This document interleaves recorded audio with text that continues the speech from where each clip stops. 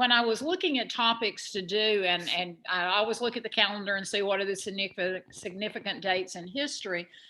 And it dawned on me that coming up in April would be an anniversary of the Spanish American War. And, we talk in modern military terms of Korea being the forgotten war. And I'm going to focus one day soon on the Korean War because somehow it gets lost between all of the national acclaim and the greatest generation of World War II, and then all the controversy and the upheaval associated with the Vietnam War. And we just don't talk about the Korean conflict very much at all. But the truth of the matter is, probably fewer Americans know anything about the Spanish American War than they do any of the wars that our nation's been in, beginning with even the French and Indian War and coming on up through modern times. So I thought it would be fun today for us to talk about, fun may be the wrong word, fun for me, but anyway, fun to talk about the Spanish American War because it's a fascinating war in that it lasts only 3 months, 3 weeks, and 2 days. And yet the consequences will have a tremendous amount to do with the United States and its role in foreign policy during the entire 20th century. And I could argue probably on into today. So I thought we'd talk a little bit about, how the war gets started, some of the background, then kind of go through the major elements of the war and then talk about the legacy and do all of that in the less than an hour that we need to take so that we can ask questions. And remember, again, I get on a roll. I get so excited that if you have a question, feel free to put a question in the chat box or raise your hand, or if I don't respond, whistle loudly and I will respond, and I will hush and try and answer the questions. The U.S. declares war on Spain on April the 25th of 1898. And it's kind of hard to think about that being 19th century because both of my grandfathers actually were born in the 1890s, one in 1894, one in 1898.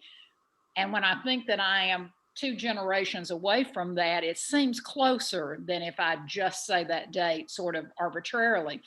But I think most of us, if we remember anything from American history, and if you did the Spanish American War in American history, I would wager you probably did it in a period of maybe 10 minutes or less, probably as part of a unit looking at the powerless presidents in that 1870 to 1900 time period, incorporated in with the Gilded Age and tariffs and monopolies and all those sorts of things.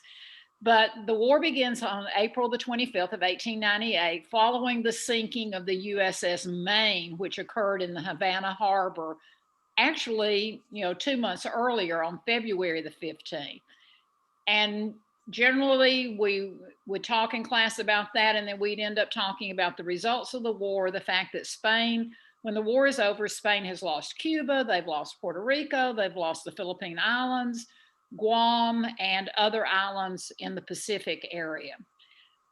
But we seldom ever had time to talk about how did all that come to be. So I thought today we'd back up a little bit, talk kind of about the background, and then get into the conflict itself. So I'm going to take you all the way back. Historians can never start in the time period in which they're talking. But I think it's important that we remember that Spain was really the first major power in the New World. And 1492, I think every small child, learns the ditty, Columbus sailed the ocean blue in 1492, or have whatever version of that you learned. But they were the first European nation in the New World to actually colonize. We know that the Vikings were here earlier, but no permanent colonies, and Spain becomes that first one. And Spain's footprint is going to be really significant early on because from the southern part of Virginia all the way down to the tip of South America, with the exception of Brazil, which will be the Portuguese, who will be the second major power that will be in the New World, they have control of the New World. And at the same time, Spain will have gone around the coast of the tip of South Africa, around India, Vasco da Gama, and they're going to end up in the Philippines. And I think everybody probably remembers Magellan, who is the first to circumnavigate the globe, sort of. I mean, Magellan dies in the Philippines. He will be killed there by natives, but they do pack his heart in salt. So technically, at least part of him circumnavigates the globe. So, the Spanish have this huge imprint on the entire world because they're the first ones in the game. By the 1820s, you may remember that there will be series of revolutions all across the Western Hemisphere. Those nations, those groups of people who are held as colonists or as colonial entities by Spain. So Mexico, Father Hidalgo in the 1820s, you've got Jose de San Martin, you've got Simon Bolivar, others of what will become the New World liberators against the Spanish Empire. Spain will begin to lessen its control. Now, when all of those revolutions are over, the only countries, the only colonial powers, the only colonial possessions that Spain will retain in the Western Hemisphere will be Cuba and Puerto Rico. In the Eastern Hemisphere, they will still have control of the Philippines, the Marshall Islands, and the Marianas. And we're going to see how all of that plays out.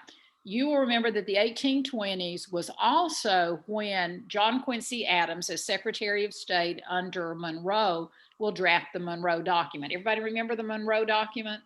And in simple terms, it basically said European nations stay out of our hemisphere. There will be no more colonization, no more interference in the self-determination of those powers that have now become free in the Western Hemisphere. And that's sort of important to remember too. So what happens and how do we get from the 1820s, the Monroe Document, Spanish colonial possessions suddenly being independent, and get up to the 1890s and the Spanish-American War?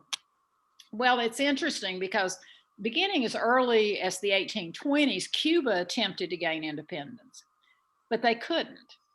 They try again in the 1840s, unsuccessful. 1868 to 1878, they engage what is known in history as the 10 Years' War, attempting to gain their independence again. And they include as a part of their techniques the what was a relatively new, at that point it's 80 years old, 70 years old, military technique that had originated in Spain during the time of the Napoleonic occupation. And that was their version of not following the rules, which translates into guerrilla warfare. The strike and then hide, non-predictable, no, what France would talk about is the lack of chivalry in the conflict, because the Spanish were not lining up and firing the way that the old traditional continental system of warfare was. So that becomes known as guerrilla warfare. And the Cubans are going to actually use that technique from 1868 to 1878, trying to get the Spanish out of Cuba. The United States is watching that very, very closely. And I will tell you that one reason why they're watching it closely is that the United States, and in particular the southern states, had long had their eyes on Cuba as a possible state that could be added to the United States. Climate was right. Sugar was an incredibly important commodity, necessary. It also had the climate where perhaps tobacco would have grown, cotton, a little too warm for cotton, but might possibly have been able to grow there. And especially as you find the divisions between the North and the South as far as representation in the Senate, representation in the House, we know that by 1854, there actually is, and I'll tell you a little bit more about it later, sort of the thought that perhaps Cuba might join the United States at some point. So Cuba is unsuccessful in that 10-year period between 1868 and 1878. And they sort of go back underground and they pull themselves together so that by the 1890s, this new revolutionary movement has started, and it's going to be led by a guy who his title translates to the apostle. It's always nice to have your revolutionary leader have, and especially in a very highly Catholic society, to have a religious connotation about, freedom, throwing off of the empire. There's a lot of significance that you can draw from that, and sort of the history of Christianity. But anyway, the apostle leads another revolt in the 1890s. And what's interesting about that is he has been in the United States in the 1880s. In fact, the Cuban Revolutionary Party, which is established by this guy whose name is Jose Marti, had actually been founded in 1892 in the United States. And the United States knew that the Cubans were here and that they were organizing themselves in a revolutionary party. Kind of sounds like shades of the 1950s and going into the 1960s. The apostle returns to Cuba in 1892, and there's a call to arms of the Revolutionary Party in 1895. And when that happens, there is an attempt to overthrow the Spanish government, which is there in a territorial governorship sort of role. The apostle is killed, and it sort of settles down for a short period of time. Now, pretty much simultaneously in the Philippines, there's an uprising against the Spanish authorities. And the uprising in the Philippines is a little bit different, because what had happened there is that uprising is going to be led by a guy whose name is Jose Rizal. And Jose is mestizo, which means he is of mixed blood, but he is from an incredibly wealthy land-owning family. He's been educated at the University of Madrid. He speaks multiple languages. He had traveled across the continent. I long for the old days of when you finish college and then you got the continental tour. If only we had had money and access, that would have been a lovely thing to do after college. But he has spent 10 years. His continental experience is a little bit longer than most people's continental experience, but he spent 10 years traveling through Europe, learning art and politics and music and becoming this highly cultured person. Writes a number of books while he's in Europe, publishes them, becomes somewhat acclaimed. But he returns to the Philippines, and because he is mestizo, because he is of mixed blood, and the territorial governorship and those who are in authority in the government are Castilian, of pure blood, he cannot be active in any part of the government and active in any part of what would have been considered high society in the Philippines. And he's sort of ticked.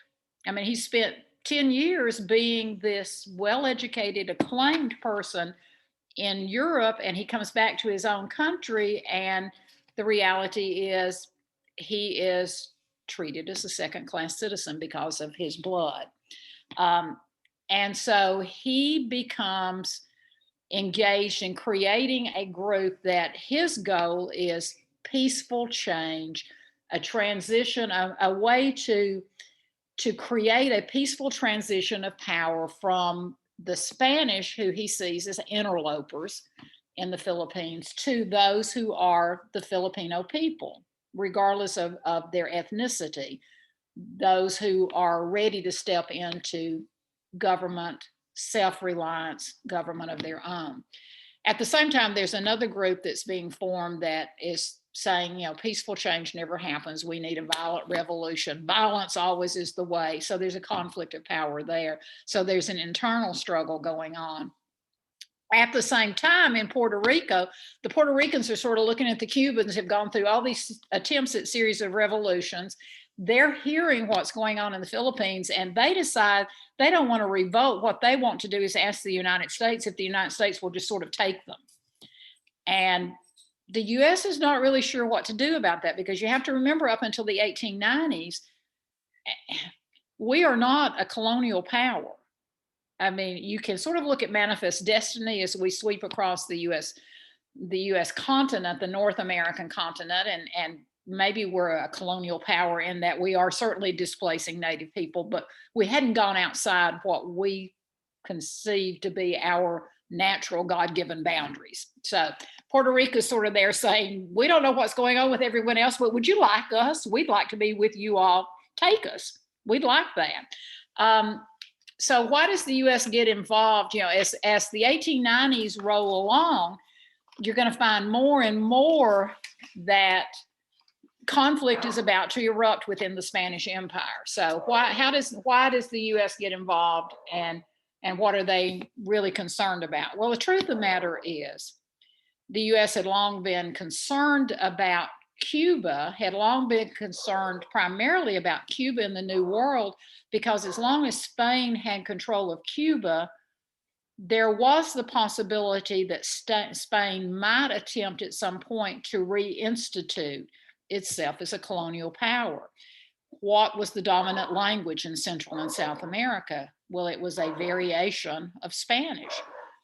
What were the cultural roots? Well, the cultural roots were sort of meshed between native peoples in South and Central America and the Spanish culture. So it just, that might have been an easy thing to occur again. So the U.S. is nervous, especially because Cuba is how far from the U.S. boundaries? 90 miles. Those of us that are older than dirt, or at least older than topsoil, can remember the Cuban Missile Crisis and constantly hearing, Cuba's only 90 miles away from us. Cuba's only 90 miles away from us. If they get the guns in position there, the missile launchers in position there, then we're in danger. Well, of course, we don't have missile launchers in the 1890s, but 90 miles is pretty close. I mean, that's shorter than the distance between Chattanooga and Knoxville, if you think about it in relative terms. So that was pretty scary. Well, in 1819, remember that the United States had bought Florida from the Spanish, sort of after Andrew Jackson had forced that issue. And we talked about that when we talked about Jackson. But anyway, if the Spanish couldn't control the Seminoles in Florida, then they needed to just get out, let us take care of it, and we would take care of that territory. And we ended up purchasing Florida. 1820s, of course, the Monroe Doctrine. By the 1850s, the Austin Manifesto. Any of you remember the OSTEND manifesto from the 1850s? Good. Because so often it doesn't get talked about. You get into the 1850s and you start the countdown to the American Civil War. It's like the Compromise of 1850, the Fugitive Slave Act, and you come all the way through Kansas, Nebraska, Bleeding Kansas, the Dred Scott decision, the rise of the Republican Party, Lincoln-Douglas debates. And actually, Austin Manifesto should be a part of that countdown, but it sort of never is. And what had happened is that there was a piece of legislation introduced into the U.S. Congress, and it was basically a piece of legislation asking for the authority to open discussions about the purchase of Cuba and the idea of Cuba being annexed to the United States. Now, secret talks had already been going on between the Spanish government, the U.S. government, actually the French and the English. There was a meeting that had occurred in Austin, in Scandinavia, where they had kind of talked about how could this possibly occur. The U.S. would buy Cuba from the Spanish, and it looked like that might be going to happen. And then it leaked out and it hit the press. And when it hit the press, the bacon hit the frying pan and the grease started splattering, because it didn't take much of a leap for those members of Congress who represented northern states to think, Cuba joins the Union. Are they going to come in as a slave state, or are they going to come in as a free state? Well, Cuba's history involved slavery. So they were going to come in as a slave state. Ooh, that's an expansion of slavery outside our original boundaries. What kind of a precedent is that then going to be? A precedent that will be carried into any future territories? Because remember, by 1854, we're already in California. California is a state, but there's a whole chunk of land out there that we haven't figured out what to do with yet, and we're just not thinking about. So what if we set a precedent and we bring Cuba in and they become a slave state? So, there's a huge reaction then. The European nations are kind of like, oh no, you can't sell Cuba, when they've been involved in the secret negotiations. But, once people are looking at you, it's like, oh, oh my goodness, what in the world is going on? I would never make a good diplomat. It would say on my face, she is lying. She was a part of this from the get-go. But anyway, so it's denounced and that's sort of tabled. But then that 1868 to 1878 10-year war occurs in Cuba.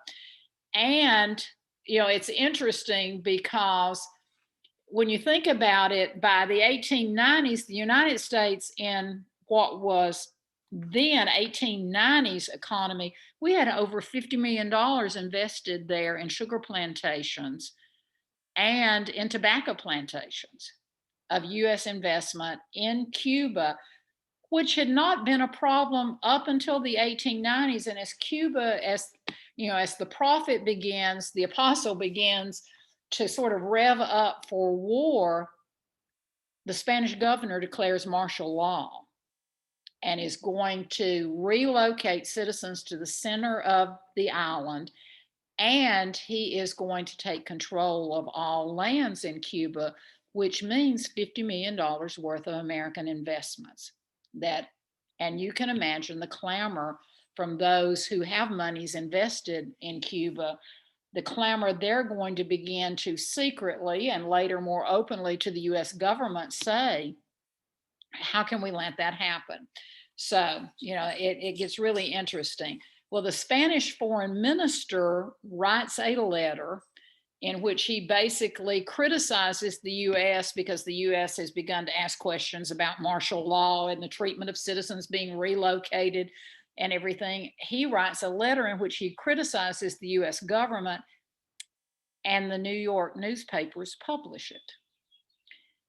And at that point, they publish it in February of 1898. And literally, it is only about a week later that the USS Maine explodes. So immediately in the United States, everyone knows that the Maine has been bombed, that we've hit a mine in the Havana harbor. So they begin an investigation. March the 9th, Congress allocates $50 million to begin building its military up.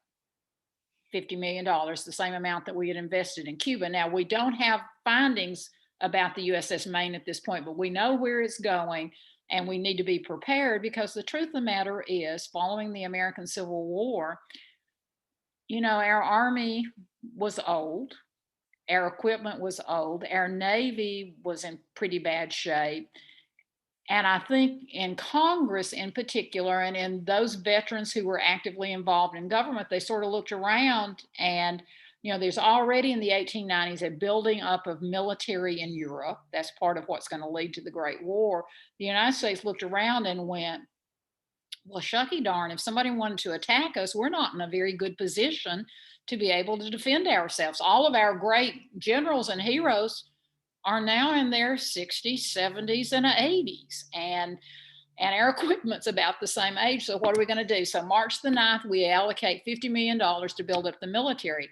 March the 28th, a U.S. naval court comes back and says, yep, it was a mine in the Havana harbor that the USS Maine hit, and it is against international law to mine harbors where you have international traffic.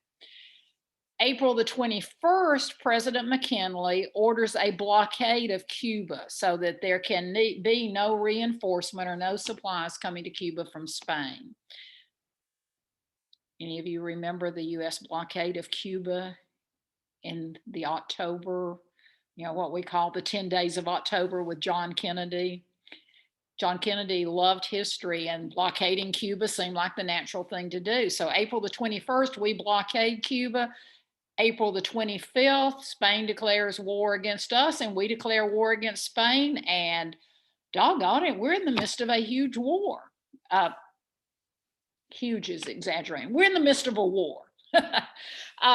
So let's talk about I'm trying to look at my time. Okay, we're all right. We may be okay. I'm going to walk you through, because I think if you ask anybody, tell me about the Spanish-American War, most everyone will pause and go, Teddy Roosevelt and the Rough Riders at San Juan Hill. And that's true. We're going to talk about them in a minute, but there are some other things that go on. We kind of forget that the fighting is in both hemispheres. It's the first time that we're going to be involved in that. So the very first thing that happens on the day that the war is declared, the Teller Amendment passes in Congress, and it is an attempt to make certain it is what the Teller Amendment basically says is, in the event that the United States ends up in control of Cuba, there will be no imposition of the superiority of one group of people over another group of people. And it was the US Congress's attempt to sort of say, yes, we're in this war, and yes, we might end up with some territory, but we're not really doing it for colonial imperialistic reasons. You know, we're not saying we are better than those people who are native to Cuba, or that we're better than the Spanish. This all has to do with liberty and independence. So Teller Amendment passes. You know, no dominance of one group over another. I have a quick question about that. Is that the first time that that's ever happened, where an amendment like that was passed with such language? It is, I think, and I'd have to go back and be sure it is. And of course, by the time we get to the end of the day, we will realize that that was a wonderful idealistic statement, but it's not really what ends up happening. But that's a great question, Kim. You know, I think we so often go into things with these noble ideas, and then we get in the middle of them and we go, well, shoot, how do we deal with this? You know, we've ended up with more than we wanted, and now how do we administer all of this? And the truth of the matter is, you know, this is a period in history when there are certainly members of Congress who may have signed on to a piece of legislation like that, but who would have told you, you know, well, of course, you know, white Anglo-Saxon, Protestant Catholics, there's a certain superiority, you know, because, you know, we are God's chosen people, that whole concept of manifest destiny. At almost the same time, Commodore George Dewey, heard the name Commodore Dewey? Commodore Dewey sails from Hong Kong, where the Boxer Rebellion's been going on and where he has been there as a part of that. He sails there with the Pacific Naval Fleet, and they sail to Manila, and they begin shelling the city of Manila from the Manila harbor. That's called the Battle of Manila Bay. And they're firing on Manila, but they can't break that defense. And so they will, interestingly, I should have said this too, when he sails from Hong Kong, aboard his ship are a number of the Philippine freedom fighters who have left the Philippines, who have been in Hong Kong, who have been studying military tactics with the Americans who are there with the naval forces. So he sails into Manila Bay. You know, they start shelling, but they realize that the guns alone are not enough. So the Philippine freedom fighters are going to hit the ground. They're going to eventually have about 15,000 of them that are going to join with US military troops that will arrive a little bit later when they realize that the Navy guns alone not going to be able to do it. And it will not be until the end of July that Manila and the Philippines will fall. At the same time, the US Naval Squadron that was in charge of the South Atlantic Fleet was based in Key West.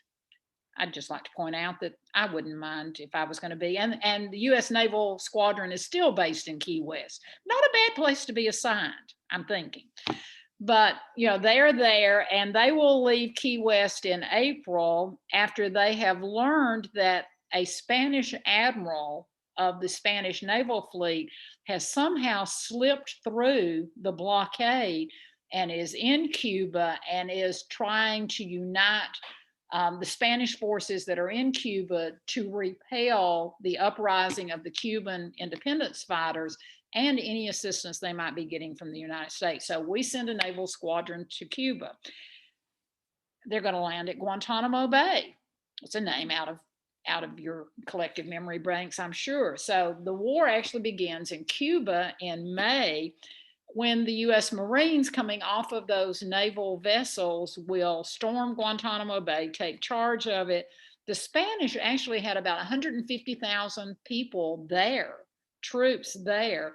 The United States has, between the United States and the Spanish rebels, or the Cuban rebels, they have a total of about 50,000. So it's, a 3-to-1, and yet we're going to ultimately see what happens. So U.S. forces land there, the Marines, and they will pave the way then for additional forces to get there. So the U.S. troops will begin an attack at San Juan Heights on the 1st of July. Now, one of the things that I think I'm more sensitive now to than I was maybe even 20 years ago in talking about the Spanish-American War, and it may be because I have developed this tremendous affection for George Jordan, who is a Medal of Honor recipient, who was a Buffalo soldier with the 9th Cavalry out on the Western frontier. I don't know that I remember in high school or in college at any degree level, when we talked about the Spanish-American War, anyone ever saying to me, the 9th and the 10th Cavalries, the Buffalo soldiers, were there in Cuba. And they are there. They are the 9th and 10th Cavalries. The Rough Riders, by the way, are the 1st Cavalry and the 2nd Cavalry. 2nd Cavalry unit is the one that Teddy Roosevelt will lead. And, it will be in July that you'll have the Buffalo soldiers and the Rough Riders on Kettle Hill initially. You'll have another group of U.S. cavalry who will be on San Juan Hill, and then Teddy Roosevelt and the Buffalo soldiers will sweep from Cattle Hill down and across the plains and then back up to San Juan Hill. So when you hear about Teddy Roosevelt and the charge up San Juan Hill, that's after a victory at Cattle Hill. So, and the other general who's there is a brigadier general by the name of Jacob Kent. So anyway, together the cavalry units will be able to push the Spanish inland. On July the 16th of 1898, the Spaniards are going to agree to unconditional surrender. And a guy by the name of Major General Nelson Miles will sail then from Cuba to Puerto Rico, land at Puerto Rico, because his goal is he's going to expel the Spanish there. And he lands, and there's basically no fight. The Spanish have left, and the Puerto Ricans are like, yay, finally, you're here.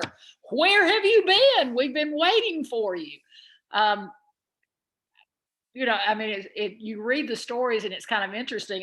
You get the impression, actually, that Major General Miles was sort of looking forward to it, thinking he's going to make a great name as a military hero, and that will propel him into the national scene. And instead, he sails in, and everybody's waiting with flowers and music and everything. And he's sort of like, while this is the outcome that I ultimately wanted, this isn't going to help my career a whole lot. Darn, all that training for nothing. But anyway, so there's no opposition there. So the Philippines have fallen, Cuba has fallen, and Puerto Rico has just come singing and dancing into the prom. And so what does all of this mean? The war starts in April, the fighting ends in July, total fighting, the standstill and everything will be announced in August. Now, the peace treaty is not going to be signed until December the 10th, but in effect, the war has lasted 3 months, 3 weeks, 2 days. So what's the results, and why do we care about the Spanish-American War today? Well, one, Cuba becomes independent. I think a lot of people think that the United States got Cuba when the war was over. They did not. Cuba is independent. Puerto Rico and Guam are ceded to the United States in a protectorateship. We're going to be there, and we are able to purchase the Philippines for a sum of $20 million, which is, when you consider that there was a $50 million investment in Cuba as far as tobacco and sugar plantations, and we had spent $50 million building the military up, a $20 million price tag on the Philippines is that's a pretty good price tag. We'll talk in a minute about why the United States might have even wanted the Philippines. At the same time, almost immediately, so Cuba's free, we get Guam and Puerto Rico, and we purchase the Philippines. We're looking at what did the Spanish-American War cost us in terms of that 3 months, 3 weeks, and 2 days. Well, it cost us about $250 million. That's between the military buildup, current assets that we had prior to that buildup, the actual cost of supplies, and all those sorts of things. 3,000 lives in the scheme of what we consider to be the big wars we talk about. 3,000, every life is significant, but 3,000 is certainly a smaller number. Again, 3 months, 3 weeks, 2 days. What's interesting is, of course, of those 3,000 lives that we lose, 90% of them are disease, yellow fever, and other sorts of things that are climate related, that we simply didn't have the inoculations. We didn't know how to deal with those conditions. Second major outcome. So, first outcome is we get some territory. Cuba gets to be independent and we get some extra land. Second, the first one leads to the second big outcome of the Spanish American War, and that is a huge debate erupts in the United States. And it's between those who will be labeled imperialist and those who will be labeled anti-imperialist. And the anti-imperialists have some interesting names in them. Mark Twain is a huge anti-imperialist, and he will spend, a couple of years writing, constantly writing newspaper articles, journal articles, creating, he'll do the verbiage for posters and things that are done. Andrew Carnegie is an anti-imperialist. Samuel Yelpers, the labor movement person, and you can sort of see maybe his mind why he is anti-bringing Puerto Rico, Guam, the Philippines, possible sources of cheaper labor that will compete with U.S. labor. I mean, it's an age-old debate. But that debate, and it's interesting because what they're going to say, their argument is going to be, well, terrific, United States. You all are hypocritical. You earned your independence because you believed in self-determination. You believed in the consent of the governed, and now you're willing to step in and you have become the governing over those who are now going to be governed, and are you truly going to allow them a voice? Is this going to be a situation where the United States takes on the robe of those European colonial powers, from the Belgians to the English, of course, who have an empire that the sun never sets on, to the French, to the Germans who are trying desperately to get an empire, and they're struggling because it's all gotten grabbed before they unite in the 1870s. And so you have, and to support them is, once we purchase the Philippines, the freedom fighters who had been on our side as we fought against the Spanish will turn and will then begin a war that will last for about 3.5 years, fighting against the U.S. that's stationed there in the Philippines. And so you have the anti-imperialists saying, okay, there's the proof. They were fighting for their freedom. They know you, they fought alongside you, but they don't trust that you're going to allow them to govern themselves, which is what they want. So that's the second big outcome that comes out of the Spanish-American War. The third thing that comes out of the Spanish-American War, and by the way, the imperialists will argue, their argument is going to be, well, the world is modernizing. We're in the second great industrial revolution. The United States has got to be able to compete with foreign powers. And, we can all work together, and as the United States position improves, so will improve the position of those nations where we are involved in a protectorship. The second reason the imperialists will justify it is that it's pretty clear that there's something kind of wonky going on internationally, militaristically, imperialistically, alliances, all those sorts of things. And if there is going to be a future war of some sort, we need some place in the Pacific where we can refuel, where we can have a naval base.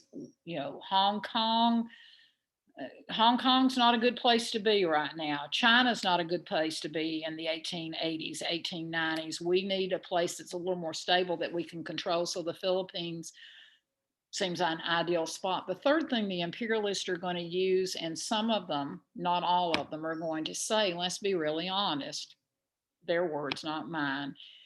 The truth is that the Anglo-Saxons are racially and culturally superior. You can look at Europe and see that. You can look at the European footprint around the world. We are the heirs of that Anglo-Saxon legacy. But we, in addition to that, have this belief in self-governance, the consent of the governed. We can do this right where they have done it wrong. Okay. And that debate will wage, out of the 1890s on up in through. In fact, the Philippines will become independent in 1846 at the end of World War II.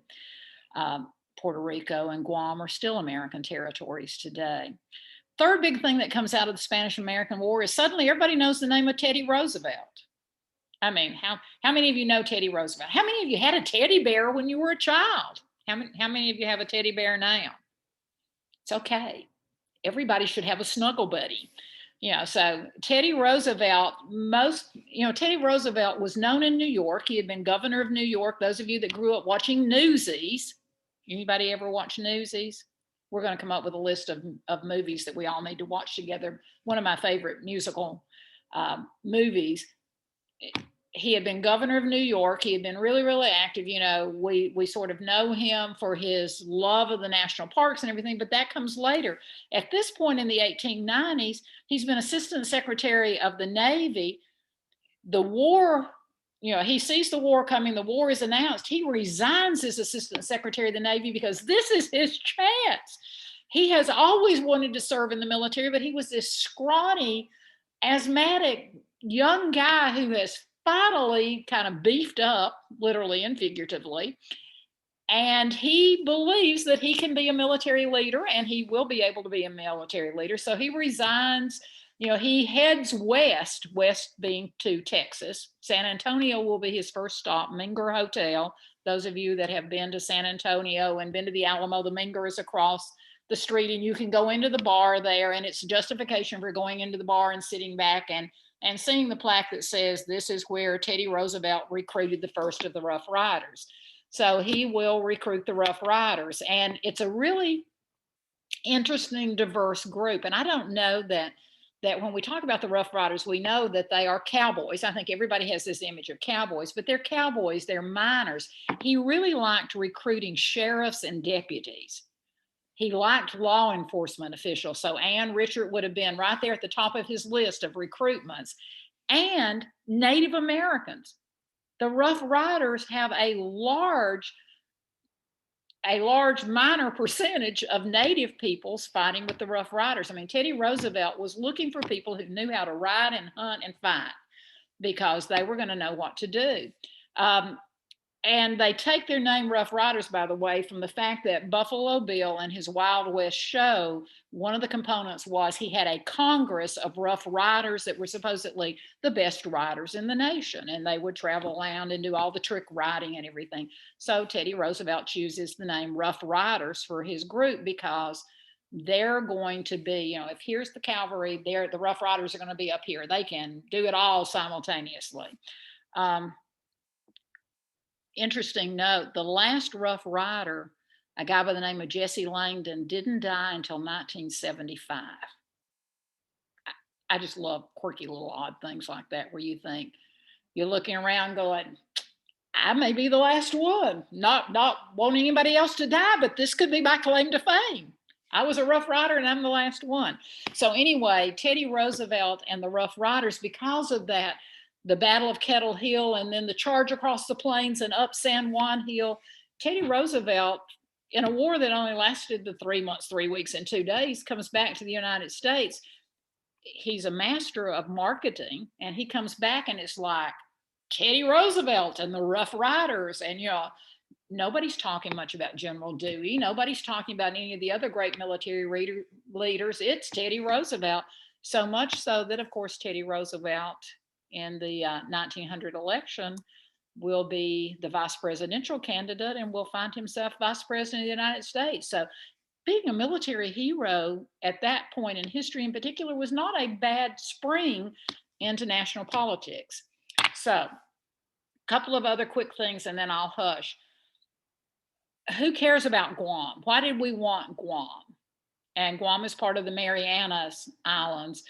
We wanted the Marianas and we wanted Guam in particular because strategically, if you sort of take a map of the Pacific and you look at the United States, you look at Hawaii, you look at where Guam is, you look at where the Philippines is, it's like skipping rocks across a pond. Those are great fueling stations for the Navy. Now, ultimately, they will not only be great fueling stations for the Navy, but they'll be wonderful places for the Air Force as we leave the ground and the water and we become land, air, and sea. There, it's going to be a great place for there. So the Philippines, you know, I mentioned the Philippines before, just the fact that because of everything that was going on in China, we were no longer going to be welcomed in China as a base for our military stations. So the Philippines seemed the ideal place to go.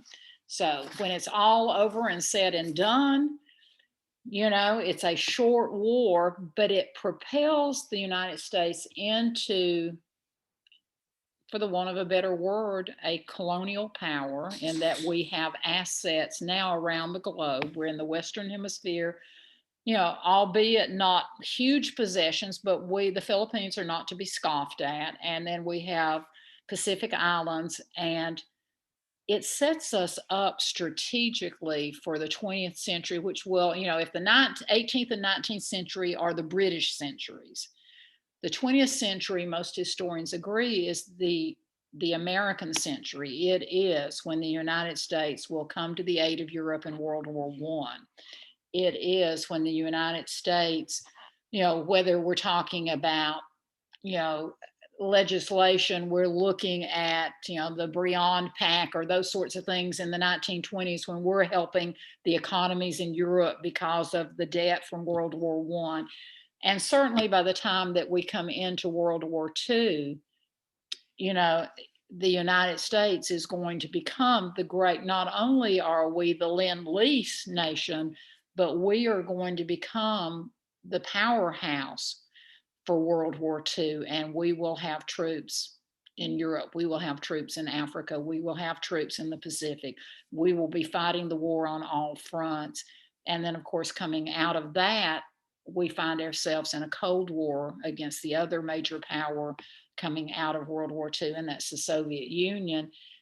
And it is that beginning of being a world power that comes out of the Spanish-American War that sets us up, that and an economy, quite frankly, that coming out of the 1890s and into the 1900s begins to fuel up. We become a center of innovation. You know, the economy is good, so that by the time we join World War I in 1917, you know, even when we have the economic collapse that will occur at the end of the 1920s, World War II, we have that ability with an innovative population to get back in and to become that world player. So the Spanish-American War is that first step in that direction.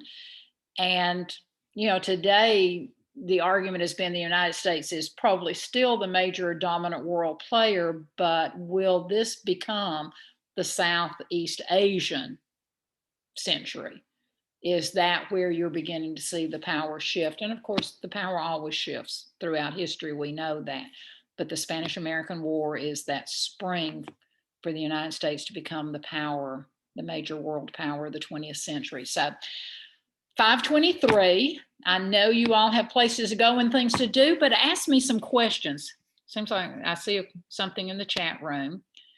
Yes, Chattanooga in the war, Raymond Evans, and Raymond was a great friend to all of military history, actually, in Chattanooga, because he does so much with the Civil War, the Spanish-American War, you know, Chattanooga in the war. And notice too, the gun carriage from the battleship Maine was at Camp Thomas. You know, all the training, in fact, that goes on. Those of you that drive Rossville Boulevard on a regular basis, if you're down where you see Temple Baptist and you see the columns on either side of Rossville Boulevard, those are the memorial columns, and they are a remembrance of the fact of the number of troops that trained there at what today would be Fort Oglethorpe, not only for World War I. I think we all are aware of World War I. We're aware that in World War II, huge WAC base there, a lot of training going on, but it was a major training ground for the Spanish-American War. And troops, people coming in, recruits coming in to train for the Spanish-American War, which just didn't last long enough for all of them to get there, would get off the trains in Chattanooga and they would march down what today is Rossville Boulevard to Fort Oglethorpe. Once they completed their training, they marched back up that what is Rossville Boulevard to catch the trains in Chattanooga. And so that's the Memorial War Road, the War of Remembrance, the Road of Remembrance, we call it. And I think, the war was so short that a lot of the men who trained, a lot of the nurses who trained to go along simply never got to Cuba, much less to the Philippines, because it was just over so quickly. I don't know of a lot of people in Chattanooga who served. I know we're working on something at the Medal of Honor right now. Todd Gardenhire's great uncle, David Stutz, was in Cuba during the Spanish-American War, and we have some of his artifacts and his papers, his uniform and other things that we have used. He was also part of was stationed with the Boxer Rebellion too.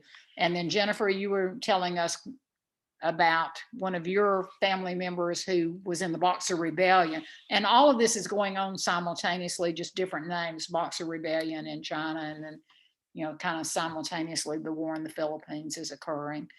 But it's a fascinating history. Next time you're driving down Rossville Boulevard, slow down when you get close to, I think that's 32nd Street.